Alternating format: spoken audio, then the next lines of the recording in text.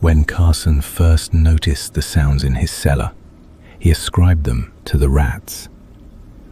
Later, he began to hear the tales which were by the superstitious Polish millworkers in Derby Street regarding the first occupant of the ancient house, Abigail Prinn. There was none living today who could remember the diabolical old hag, but the morbid legends which thrive in the witch district of Salem, like rank weeds on a neglected grave, gave disturbing particulars of her activities and were unpleasantly explicit regarding the detestable sacrifices she was known to have made to a worm-eaten, crescent-horned image of dubious origin. The oldsters still muttered of Abby Prinn and her monstrous boasts that she was high priestess of a fearfully potent god which dwelt deep in the hills. Indeed, it was the old witch's reckless boasting which had led to her abrupt and mysterious death in 1692, about the time of the famous hangings on Gallows Hill.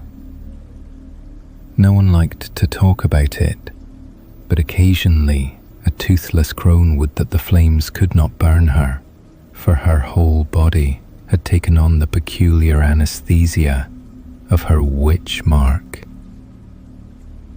Abby Prinn and her anomalous statue had long since vanished, but it was still difficult to find tenants for her decrepit, gabled house, with its overhanging second story and curious diamond-paned casement windows. The house's evil notoriety had spread throughout Salem. Nothing had actually happened there of recent years which might give rise to the inexplicable tales, but those who rented the house had a habit of moving out hastily, generally with vague and unsatisfactory explanations connected with the rats. And it was a rat which led Carson to the witch room. The muffled pattering within the rotting walls had disturbed Carson more than once during the nights of his first week in the house, which he had rented to obtain the solitude that would enable him to complete a novel for which his publishers had been asking another light romance to add to Carson's long string of popular successes. But it was not until some time later that he began to entertain certain wildly fantastic surmises regarding the intelligence of the rat that scurried from under his feet in the dark hallway one evening. The house had been wired for electricity, but the bulb in the hall was small and gave a dim light. The rat was a misshapen black shadow as it darted a few feet away and paused, apparently watching him. At another time, Carson might have dismissed the animal with a threatening gesture and returned to his work, but the traffic on Derby Street had been unusually noisy, and he had found it difficult to concentrate upon his novel. His nerves, for no apparent reason, were taut, and somehow it seemed that the rat, watching just beyond his reach, was eyeing him with sardonic amusement. Smiling at the conceit, he took a few steps toward the rat, and it rushed away to the cellar door, which he saw with surprise was ajar. He must have neglected to close it the last time he had been in the cellar, although he generally took care to keep the doors shut, for the ancient house was draughty. The rat waited in the doorway. Annoyed, unreasonably annoyed, Carson hurried forward, sending the rat scurrying down the stairway. He switched on the cellar light and observed the rat in a corner. It watched him keenly out of glittering little eyes. As he descended the stairs, he could not help feeling that he was acting like a fool. But his work had been tiring, and subconsciously he welcomed any interruption. He moved across the cellar to the rat, seeing with astonishment that the creature remained unmoving, staring at him. A strange feeling of uneasiness began to grow within him. The rat was acting abnormally, he felt, and the unwinking gaze of its cold shoe-button eyes was somehow disturbing. Then he laughed to himself, for the rat had suddenly whisked aside and disappeared into a little hole in the cellar wall. Idly, he scratched across with his toe in the dirt before the burrow, deciding that he would set a trap there in the morning. The rat's snout and ragged whiskers protruded cautiously. It moved forward, and then hesitated, drew back. Then the animal began to act in a singular and unaccountable manner, almost as though it were dancing, Carson thought. It moved tentatively forward, retreated again. It would give a little dart forward and be brought up short, then leap back hastily, as though the simile flashed into Carson's mind. A snake were coiled before the burrow, alert to prevent the rat's escape. But there was nothing there save the little cross Carson had scratched in the dust. No doubt it was Carson himself who blocked the rat's escape, for he was standing within a few feet of the burrow. He moved forward, and the animal hurriedly retreated out of sight. His interest piqued. Carson found a stick and poked it exploringly into the hole. As he did so, his eye, close to the wall, detected something strange about the stone slab just above the rat burrow. A quick glance around its edge confirmed his suspicion. The slab was apparently movable. Carson examined it closely, noticed a depression on its edge which would afford a handhold. His fingers fitted easily into the groove, and he pulled tentatively. The stone moved a trifle and stopped. He pulled harder, and with a sprinkling of dry earth, the slab swung away from the wall as though on hinges. A black rectangle, shoulder high, gaped in the wall. From its depths, a musty, unpleasant stench of dead air welled out, and, involuntarily, Carson retreated a step. Suddenly he remembered the monstrous tales of Abigail Prinn and the hideous secrets she was supposed to have kept hidden in her house. Had he stumbled upon some hidden retreat of the long-dead witch? Before entering the dark gap, he took the precaution of obtaining a flashlight from upstairs. Then he cautiously bent his head and stepped into the narrow, evil-smelling passage, sending the flashlight's beam probing out before him. He was in a narrow tunnel, scarcely higher than his head, and walled and paved with stone slabs. It ran straight ahead for perhaps 15 feet, and then broadened out into a roomy chamber. As Carson stepped into the underground room, no doubt a hidden retreat of Abigail Prinn's, a hiding place, he thought, which nevertheless could not save her on the day the fright-crazed mob had come raging along Derby Street. He caught his breath in a gasp of amazement. The room was fantastic, astonishing. It was the floor which held Carson's gaze. The dull grey of the circular wall gave place here to a mosaic of vari-coloured stone, in which blues and greens and purples predominated indeed. There were none of the warmer colours. There must have been thousands of bits of coloured stone making up that pattern, for none was larger than a walnut. And the mosaic seemed to follow some definite pattern, unfamiliar to Carson. There were curves of purple and violet mingled with angled lines of green and blue, intertwining in fantastic arabesques. There were circles, triangles, a pentagram, and other, less familiar figures. Most of the lines and figures radiated from a definite point, the center of the chamber, where there was a circular disc of dead black stone, perhaps 2 feet in diameter. It was very silent.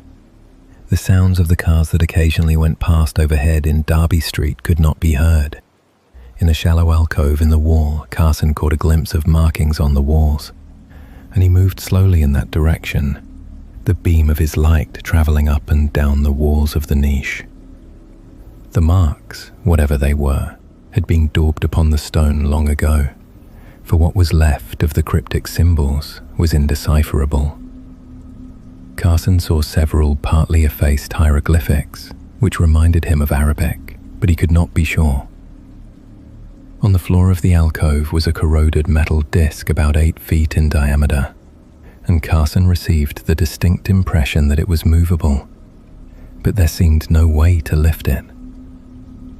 He became conscious that he was standing in the exact center of the chamber, in the circle of black stone where the odd design centered. Again, he noticed the utter silence. On an impulse, he clicked off the ray of his flashlight. Instantly, he was in dead blackness. At that moment, a curious idea entered his mind. He pictured himself at the bottom of a pit, and from above a flood was descending, pouring down the shaft to engulf him. So strong was this impression that he actually fancied he could hear a muffled thundering, the roar of the cataract. Then, oddly shaken, he clicked on the light, glanced around swiftly. The drumming, of course, was the pounding of his blood, made audible in the complete silence, a familiar phenomenon. But if the place was so still, thoughtful, the thought leaped into his mind, as though suddenly thrust into his consciousness. This would be an ideal place to work. He could have the place wired for electricity, have a table and chair brought down, use an electric fan if necessary, although the musty odor he had first noticed seemed to have disappeared completely. He moved to the tunnel mouth, and as he stepped from the room he felt an inexplicable relaxation of his muscles, although he had not realized that they had been contracted. He ascribed it to nervousness and went upstairs to brew black coffee and write to his landlord in Boston about his discovery. The visitor stared curiously about the hallway after Carson had opened the door, nodding to himself as though with satisfaction. He was a lean, tall figure of a man with thick steel-grey eyebrows overhanging keen grey eyes. His face, although strongly marked and gaunt, was unwrinkled. "About the witch room, I suppose," Carson said ungraciously. His landlord had talked, and for the last week he had been unwillingly entertaining antiquaries and occultists, anxious to glimpse the secret chamber in which Abigail Prinn had mumbled her spells.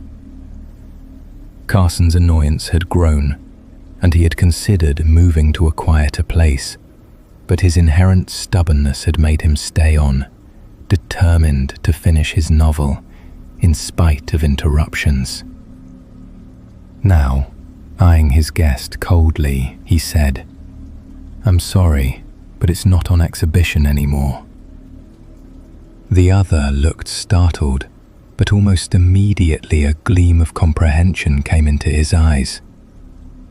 He extracted a card and offered it to Carson. "Michael Leigh, occultist, eh?"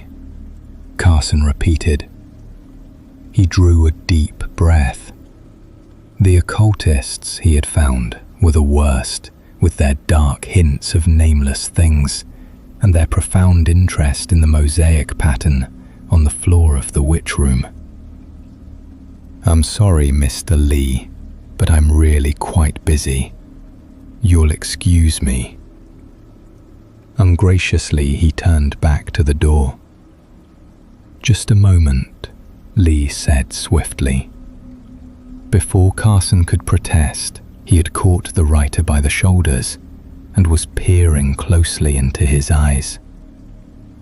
Startled, Carson drew back, but not before he had seen an extraordinary expression of mingled apprehension and satisfaction appear on Leigh's gaunt face. It was as though the occultist had seen something unpleasant, but not unexpected. "What's the idea?" Carson asked harshly, and not accustomed "I'm very sorry," Leigh said. His voice was deep, pleasant. "I must apologize. I thought, well, again, I apologize. I'm rather excited, I'm afraid. You see, I've come from San Francisco to see this witch room of yours. Would you really mind letting me see it? I should be glad to pay any sum." Carson made a deprecatory gesture. "No," he said, feeling a perverse liking for this man growing within him, his well-modulated, pleasant voice, his powerful face, his magnetic personality. "No, I merely want a little peace. You have no idea how I've been bothered," he went on, vaguely surprised to find himself speaking apologetically. "It's a frightful nuisance. I almost wish I'd never found the room." Leigh leaned forward anxiously. "May I see it? It means a great deal to me. I'm vitally interested in these things. I promise not to take up more than 10 minutes." Surprise saw it become grim, almost angry. Leigh strode to the center of the room, staring at the chair that stood on the black circle of stone. "You work here?" he asked slowly. "Yes, it's quiet. I found I couldn't work upstairs. Too noisy. But this is ideal. Somehow I find it very easy to write here. My mind feels free. That is, disassociated from other things. It's quite an unusual feeling." Leigh nodded, as though Carson's words had confirmed some idea in his own mind. He turned toward the alcove and the metal disc in the floor. Carson followed him. The occultist moved close to the wall, tracing out the faded symbols with a long forefinger. He muttered something under his breath, words that sounded like gibberish to Carson. Nyogtha, Kayanak. He swung about, his face grim and pale. "I've seen enough," he said softly. "Shall we go?" Surprised, Carson nodded and led the way back into the cellar. Upstairs, Leigh hesitated, as though finding it difficult to broach his subject. At length he asked, "Mr. Carson, would you mind telling me if you have had any peculiar dreams lately?" Carson stared at him, mirth dancing in his eyes. "Dreams?" he repeated. "Oh, I see. Well, Mr. Leigh, I may as well tell you that you can't frighten me. Your compatriots, the other occultists I've entertained, have already tried it." Leigh raised his thick eyebrows. "Yes. Did they ask you whether you dreamed?" "Several did, yes." "And you told them?" "No." Then, as Leigh leaned back in his chair, a puzzled expression on his face, Carson went on slowly. "Although, really, I'm not quite sure." "You mean?" "I think I have a vague impression that I have dreamed lately, but I can't be sure. I can't remember anything of the dream, you see, and, oh, very probably your brother occultists put the idea into my mind." "Perhaps," Leigh said non-committally, getting up. He hesitated. "Mr. Carson, I'm going to ask you a rather presumptuous question. Is it necessary for you to live in this house?" Carson sighed resignedly. "When I was first asked that question, I explained that I wanted a quiet place to work on a novel, and that any quiet place would do, but it isn't easy to find them. Now that I have this witch room, and I'm principles which to the average man would be almost incomprehensible. If you have read Machen, you will remember that he speaks of the gulf between the world of consciousness and the world of matter. It is possible to bridge that gulf. The witch room is such a bridge. Do you know what a whispering gallery is? Eh? Carson said, staring. But there's no an analogy, merely an analogy. A man may whisper a word in a gallery or a cave, and if you are standing in a certain spot 100 feet away, you will hear that whisper, although someone 10 feet away will not. It's a simple trick of acoustics, bringing the sound to a focal point. And this principle can be applied to other things besides sound, to any wave impulse, even to thought. Carson tried to interrupt, but Leigh kept on. That black stone in the center of your witch room is one of those focal points. The design on the floor, when you sit on the black circle there, you are abnormally sensitive to certain vibrations, certain thought commands, dangerously sensitive. Why do you suppose your mind is so clear when you are working there? A deception, a false feeling of lucidity. For you are merely an instrument, a microphone, tuned to pick up certain malign vibrations, the nature of which you could not comprehend. Carson's face was a study in amazement and incredulity. But you don't mean you actually believe? Leigh drew back, the intensity fading from his eyes, leaving them grim and cold. Very well, but I have studied the history of your Abigail Prinn. She too understood the superscience of which I speak. She used it for evil purposes, the black art, as it is called. I have read that she cursed Salem in the old days, and a witch's curse can be a frightful thing. Will you? He got up, gnawing at his lip. Will you at least allow me to call on you tomorrow? Almost involuntarily, Carson nodded. But I'm afraid you'll be wasting your time. I don't believe, I have no. He stumbled, at a loss for words. I merely wish to assure myself that you... Oh, another thing. If you dream tonight, will you try to remember the dream?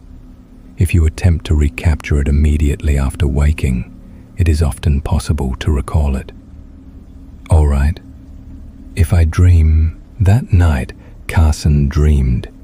He awoke just before dawn with his heart racing furiously and a curious feeling of uneasiness.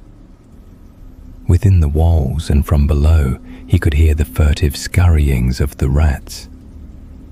He got out of bed hastily, shivering in the cold greyness of early morning.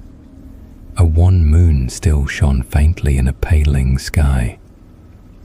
Then he remembered Leigh's words. He had dreamed. The newspaper. It was too early for shops to be open, however, and in search of a newsboy he set off westward, turning at the first corner. And as he walked, a curious and inexplicable feeling began to take possession of him. A feeling of familiarity. He had walked here before, and there was a dim and disturbing familiarity about the shapes of the houses, the outline of the roofs. But this was the fantastic part of it. To his knowledge, he had never been on this street before. He had spent little time walking about this region of Salem, for he was indolent by nature. Yet, there was this extraordinary feeling of remembrance, and it grew more vivid as he went on. He reached a corner, turned unthinkingly to the left. The odd sensation increased. He walked on slowly, pondering. No doubt he had travelled by this way before, and very probably he had done so in a brown study, so that he had not been conscious of his route? Undoubtedly that was the explanation. Yet as Carson turned into Charter Street, he felt a nameless unease waking within him. Salem was rousing. With daylight, impassive Polish workers began to hurry past him toward the mills. An occasional automobile went by. Before him, a crowd was gathered on the sidewalk. He hastened his steps, conscious of a feeling of impending calamity. With an extraordinary sense of shock, he saw that he was passing the Charter Street burying ground, the ancient, evilly famous burying point. Hastily he pushed his way into the crowd. Comments in a muffled undertone came to Carson's ears, and a bulky blue-clad back loomed up before him. He peered over the policeman's shoulder and caught his breath in a horrified gasp. A man leaned against the iron railing that fenced the old graveyard. He wore a cheap, gaudy suit, and he gripped the rusty bars in a clutch that made the muscles stand out in ridges on the hairy backs of his hands. He was dead, and on his face, staring up at the sky at a crazy angle, was frozen an expression of abysmal and utterly shocking horror. His eyes, all whites, were bulging hideously. His mouth was a twisted, mirthless grin. A man at Carson's side turned a white face toward him. "Looks as if he was scared to death," he said somewhat hoarsely. "I'd hate to have seen what he saw. Ugh, look at that face." Mechanically, Carson backed away, feeling an icy breath of nameless things chill him. He rubbed his hand across his eyes, but still that contorted, dead face swam in his... Upset his nerves. He could not learn his novel would suffer. Besides, he argued grimly to himself, the affair was obvious enough in its explanation. The dead man was apparently a Pole, one of the group of immigrants who dwell about Salem Harbor. Passing by the graveyard at night, a spot about which eldritch legends had clung for nearly 3 centuries, his drink-befuddled eyes must have given reality to the hazy phantoms of a superstitious mind. These Poles were notoriously unstable emotionally, prone to mob hysteria and wild imaginings. The great immigrant panic of 1853, in which 3 witch houses had been burned to the ground, had grown from an old woman's confused and hysterical statement that she had seen a mysterious, white-clad foreigner take off his face. What else could be expected of such people, Carson thought. Nevertheless, he remained in a nervous state and did not return home until nearly noon. When, on his arrival, he found Leigh, the occultist, waiting, he was glad to see the man and invited him in with cordiality. Leigh was very serious. "Did you hear about your friend Abigail Prinn?" he asked without preamble, and Carson stared, pausing in the act of siphoning charged water into a glass. After a long moment, he pressed the lever, sent the liquid sizzling and foaming into the whiskey. He handed Leigh the drink and took one himself, neat, before answering the question. "I don't know what you're talking about. Has what she been up to?" he asked, with an air of forced levity. "I've been checking up the records," Leigh said. "I find Abigail Prinn was buried on December 14th, 1690, in the Charter Street burying ground, with a stake through her heart." "What's the matter?" "Nothing," Carson said tonelessly. Well, her grave's been opened and robbed, that's all. The stake was found uprooted nearby, and there were footprints all around the grave. Shoe prints. "Did you dream last night, Carson?" Leigh snapped out the question, his grey eyes hard. "I don't know," Carson said confusedly, rubbing his forehead. "I can't remember. I was at the Charter Street graveyard this morning." "Oh, then you must have heard something about the man who—" "I saw him," Carson interrupted, shuddering. "It upset me." He downed the whiskey at a gulp. Leigh watched him. "Well," he said presently, "are you still determined to stay in this house?" Carson put down the glass and stood up. "Why not?" he snapped. "Is there any reason why I shouldn't?" "Built it, foresaw that someday someone would blunder into that hellish chamber and be caught by the trap of the mosaic pattern.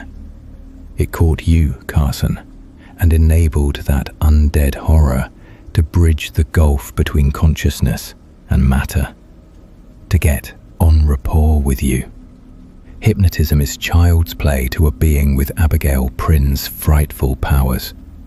She could very easily force you to go to her grave and uproot the stake that held her captive, and then erase the memory of that act from your mind, so that you could not remember it even as a dream." Carson was on his feet, his eyes burning with a strange light. "In God's name, man, do you know what you're saying?" Leigh laughed harshly. "God's name. The devil's name, rather. The devil that menaces Salem at this moment. For Salem is in danger, terrible danger. The men and women and children of the town Abigail Prinn cursed when they bound her to the stake and found they couldn't burn her. I've been going through certain secret archives this morning, and I've come to ask you for the last time to leave this house." "Are you through?" Carson asked coldly. "Very well, I shall stay here. You're either insane or drunk, but you can't impress me with your poppycock." "Would you leave if I offered you $1,000, Leigh asked. "Or more? Then 10,000. I have a considerable sum at my command." "No, damn it," Carson snapped in a sudden blaze of anger. "All I want is to be left alone to finish my novel. I can't work anywhere else. I don't want to. I won't." "I expected this," Leigh said, his voice suddenly quiet and with a strange note of sympathy. "Man, you can't get away. You're caught in the trap, and it's too late for you to extricate yourself, so long as Abigail Prinn's brain controls you through the witch room. And the worst part of it is that she can only manifest herself with your aid. She drains your life forces, Carson, feeds on you like a vampire." "You're mad," Carson said dully. "I'm afraid. That iron disc in the witch room, I'm afraid of that, and what's under it. Abigail Prinn served strange gods, Carson, and I read something on the wall of that alcove that gave me a hint. Have you ever heard of Nyogtha?" Carson shook his head impatiently. Leigh fumbled in a pocket, drew out a scrap of paper. "I copied this from a book in the Kester library," he said. "A book called the Necronomicon, written by a man who delved so deeply into forbidden secrets that men incantation, and by the Tikkun elixir may he be driven back to the nighted caverns of hidden foulness where he dwelleth." Leigh met Carson's puzzled gaze calmly. "Do you understand now? Incantations and elixirs," Carson said, handing back the paper. "Fiddlesticks. Far from it. That incantation and that elixir have been known to occultists and adepts for thousands of years. I've had occasion to use them myself in the past on certain occasions, and if I'm right about this thing... He turned to the door, his lips compressed in a bloodless line. Such manifestations have been defeated before, but the difficulty lies in obtaining the elixir. It's very hard to get. But I hope I'll be back. Can you stay out of the witch room until then? I'll promise nothing, Carson said. He had a dull headache which had been steadily growing until it obtruded upon his consciousness, and he felt vaguely nauseated. Goodbye. He saw Leigh to the door and waited on the steps, with an odd reluctance to return to the house. As he watched the tall occultist hurry down the street, a woman came out of the adjoining house. She caught sight of him, and her huge breasts heaved. She burst into a shrill, angry tirade. Carson turned, staring at her with astonished eyes. His head throbbed painfully. The woman was approaching, shaking a fat fist threateningly. "Why you scare my Sarah?" she cried, her swarthy face flushed. "Why you scare her with your fool tricks, eh?"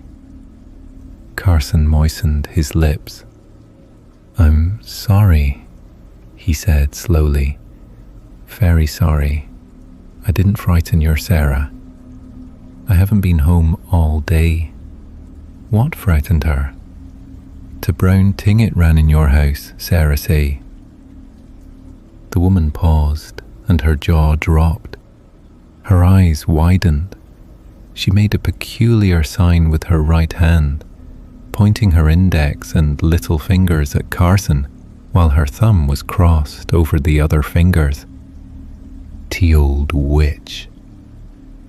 She retreated hastily, muttering in Polish in a frightened voice. Carson turned, went back into the house. He poured some whiskey into a tumbler, considered, and then set it aside untasted. He began to pace the floor, occasionally rubbing his forehead with fingers that felt dry and hot. Vague, confused thoughts raced through his mind. His head was throbbing and feverish. At length he went down to the witch room. He remained there, although he did not work, for it was utterly silent. In the light of the electric bulb, the green and purple mosaic seemed to writhe and contract toward him, an illusion which disappeared as his sleep-fogged vision cleared. He glanced at his wristwatch. It was 2:00. He had slept through the afternoon and the better part of the night. He felt oddly weak, and the lassitude held him motionless in his chair. The strength seemed to have been drained from him. The piercing cold seemed to strike through to his brain, but his headache was gone. His mind was very clear, expectant, as though waiting for something to happen. A movement nearby caught his eye. A slab of stone in the wall was moving. He heard a gentle grating sound, and slowly a black cavity widened from a narrow rectangle to a square. There was something crouching there in the shadow. Stark, blind horror struck through Carson as the thing moved and crept forward into the light. It looked like a mummy. For an intolerable, age-long second, the thought pounded frightfully at Carson's brain. It looked like a mummy. It was a skeleton-thin, parchment-brown corpse, and it looked like a skeleton with the hide of some great lizard stretched over its bones. It stirred. It crept forward, and its long nails scratched audibly against the stone. It crawled out into the witch room, its passionless face pitilessly revealed in the white light, and its eyes were gleaming with charnel life. You could see the serrated ridge of its brown, shrunken back. Carson sat motionless. Abysmal horror had robbed him of the power to move. He seemed to be caught in the fetters of dream paralysis, in which the brain, an aloof spectator, is unable or unwilling to transmit the nerve impulses to the muscles. He told himself frantically that he was dreaming, that he would presently awaken. The withered horror arose. It stood upright, skeleton thin, and moved to the alcove where the iron disc lay embedded in the floor. Standing with its back to Carson, it paused, and the dry and sere whisper rustled out in the dead stillness. At the sound, Carson would have screamed, but he could not. Still the dreadful whisper went on, in a language Carson knew was not of earth, and, as though in response, an almost imperceptible quiver shook the iron disc. It quivered and began to rise very slowly, and, as if in triumph, the shriveled horror lifted its pipe-stem arms. The disc was nearly a foot thick, but presently, as it continued to rise above the level of the floor, an insidious odor began to penetrate the room. It was vaguely still. The withered horror stood with its skeleton arms raised in blasphemous benediction. Still, the blackness oozed out in slow amoeboid movement. There came a sound breaking through the sere whisper of the mummy. The quick patter of racing footsteps. Out of the corner of his eye, Carson saw a man come racing into the witch room. It was the occultist, Leigh, and his eyes were blazing in a face of deathly pallor. He flung himself past Carson to the alcove where the black horror was surging into view. The withered thing turned with dreadful slowness. Leigh carried some implement in his left hand, Carson saw. A crux ansata of gold and ivory. His right hand was clenched at his side. His voice rolled out, sonorous and commanding. There were little beads of perspiration on his white face. Ja nakadishtu nilgari, stelbsnak na Nyogtha, Kjarnak Phlegathor. The fantastic, unearthly syllables thundered out, echoing from the walls of the vault. Leigh advanced slowly, the crux ansata held high, and from beneath the iron disc, black horror came surging. The disc was lifted, flung aside, and a great wave of iridescent blackness, neither a liquid nor solid, a frightful gelatinous mass, came pouring straight for Leigh. Without pausing in his advance, he made a quick gesture with his right hand, and the little glass tube hurtled at the black thing, was engulfed. The formless horror paused. It hesitated with a dreadful air of indecision, and then swiftly drew back.